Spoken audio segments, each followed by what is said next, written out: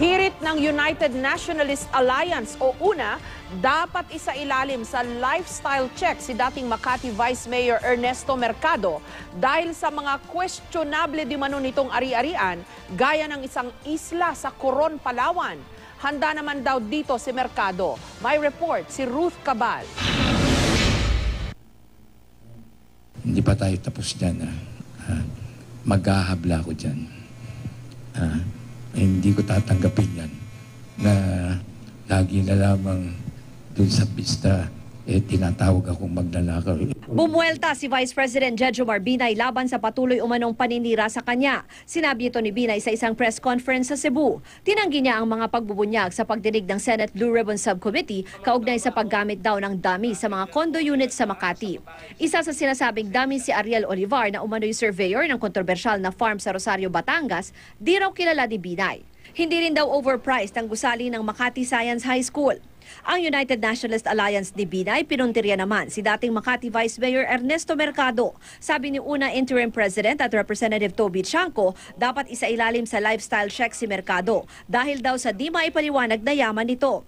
Ilan daw sa mga pag-aari ni Mercado at kanyang pamilya, isang isla na aabot daw sa 100 hektarya at isa pang villa resort na parehong nasa Coron, Palawan. Grand Villa Hotel sa Pateros, 200 hektaryang Grand Villa and Butterfly Center sa Los Baños, Laguna. 500 hektaryang plantation at resort sa Cabanatuan, Nueva Ecija, poultry farm sa Palaya, Nueva Ecija at iba pang properties.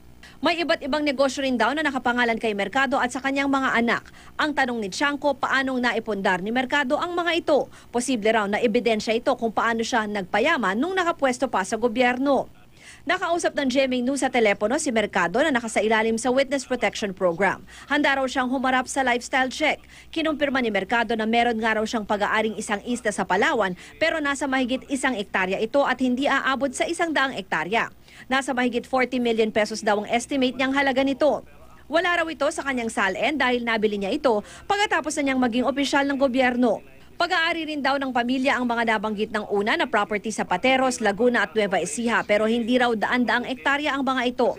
May mga negosyo raw na sa kanya at may ilang naipundar na ng mga anak.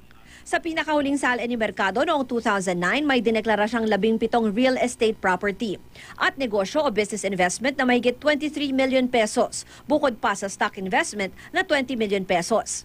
Nasa halos 68 million pesos naman ang net worth ni Mercado noong 2009. Ang BIR handa raw magsagawa ng lifestyle check kay Mercado pero yan ay kung may sapat na dahilan para imbestigahan si Mercado. Ruth Cabal, GMA News.